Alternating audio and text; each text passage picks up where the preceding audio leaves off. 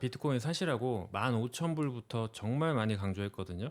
제 유튜브에도 지난 기록을 보면 다 나와 있습니다. 자, 그러면 결론적으로 지금 비트코인 없는 분들은 어떻게 해야 되냐? 그럼 지금 그냥 뭐 포기해야 되는 거 아니야? 대부분 자포자기 하고 계실 텐데요.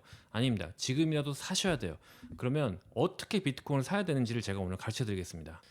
자, 제가 원래 한국에 있을 때는 비트코인을 안 했었어요. 근데 미국에 넘어와서 비트코인에 대한 생각이 완전히 바뀌었어요.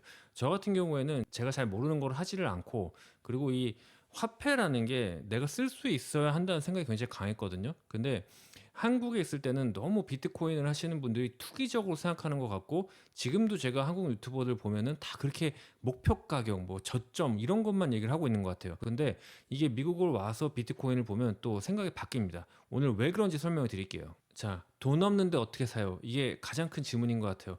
아니, 비트코인이 지금 1억이 넘어가는데 뭐 내가 한 달에 10만 원, 20만 원밖에 없는데 이거 어떻게 사냐 이거죠. 그러면 제가 하고 싶은 대답은 그거예요. 10만 원, 20만 원으로 사세요. 그러면 저한테 반문합니다. 한 10만 원, 20만 원 사서 뭐해요? 1억 넘는 거를. 그럼 저는 이렇게 얘기해요. 어, 1억이 없는 사람들은 그럼 15만 원은 돈이 아닙니까? 자, 우리가 좀 개념을 잘못 생각하고 있는 거예요. 우리는 자꾸 비트코인을 투자 상품, 투기성 상품이라고 봅니다. 그러니까 나는 비트코인을 교환 가치로만 보고 내가 이거를 현금이라는 생각을 못 하고 있는 거예요. 근데 비트코인은 정확하게 말하면 투자 상품이 아닙니다.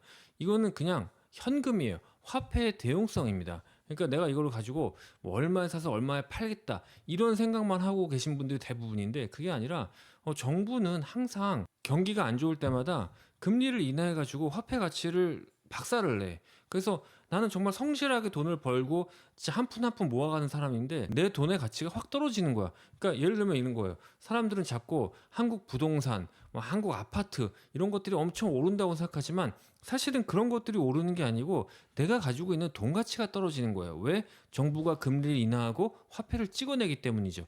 이거는 지난 자본주의 몇백 년의 역사에서도 마찬가지였고 앞으로도 이 시스템화에서는 계속 반복될 수밖에 없어요. 자, 다시 한번 말씀드리지만 부동산이 올라가는 게 아니에요.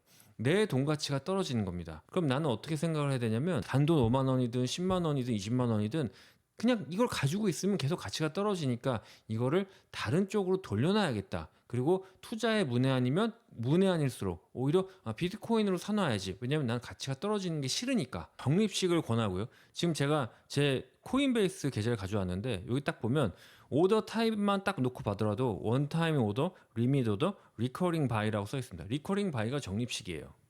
그래서 전반적으로 문화 자체가 뭘 저점을 맞추고 고점에 매도하는 뭐 이런 문화가 아니라 그냥 이게 좋다 그러면 계속 사는 문화인 거예요.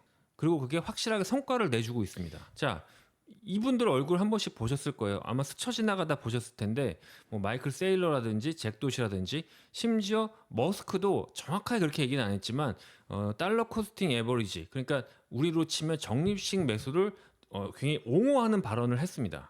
샀는데 빠지면 어떡해요라고 얘기하시는 분이 있어요. 근데 여러분, 빠지면 너무 좋죠. 여러분, 지금요 비트코인이 많이 오른 것 같죠? 많이 올랐으니까 10만 원, 15만 원 적립식으로 사는 거예요. 그럼 빠지면요, 아유 그때 뭔가 리스크를 져야죠. 한마디로 지금은 발을 담가 놓고 리스크는 나중에 지면 됩니다. 근데요, 잘 생각해 보세요. 우리는 너무 국장에 길들여져서 끝도 없이 빠지고 끝도 없이 횡보해지는 거에 횡보하는 거에 익숙하죠. 근데 끝도 없이 올라가는 거 생각해 보세요. 미국 주식, 뭐 애플, 엔비디아 이런 주식들 생각을 해보세요.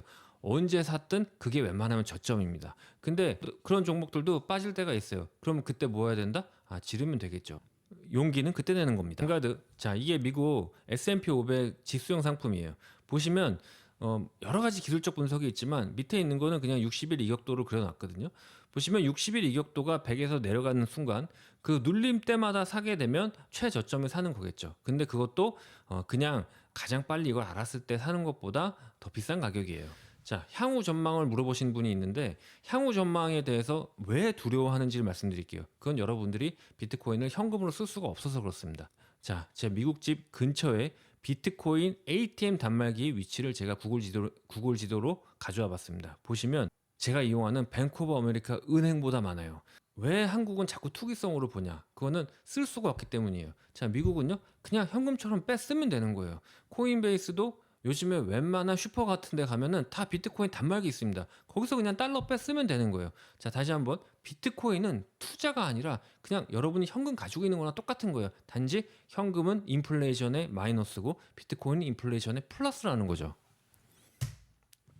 언제까지 보유해요? 라고 물어보신 분들이 대부분이에요. 그거는 불안해서 그래요. 그럼 제가 여러분한테 물어볼게요. 언제까지 현금 보유하실 거예요? 다시 한번 교환 가치가 아니라 저장 가치입니다. 이게 비트코인의 본질입니다. 비트코인 당장 하세요. 근데 10만 원, 15만 원 담배값 아낀 돈으로 치킨 사 먹을 돈 아껴서 시작하시면 됩니다. 그리고 나중에 혹시 빠지면 그때 레버리지 잡으시면 됩니다.